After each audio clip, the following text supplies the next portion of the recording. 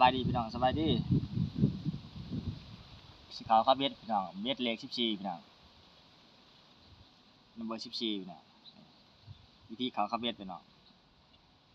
จะเขาแบบนี้พี่น้องเลยแต่ว่าบางคนก็มีหลายวิธีเขาเบ็ดกันแต่ว่าคือวิธีบ้านๆก็เฮ็ดแบบนี้เกี่ยงสิเอา2 3 4จะเอา4หอบพี่น้องแต่ว่าตามที่ถนัดให้มันพี่น้องมักหลายหอบก็ได้แต่บ้านๆเอา4หอบดึงแน่นๆพี่น้องเลยแถวกัดเลยนะมันมีรถพี่น้องเลย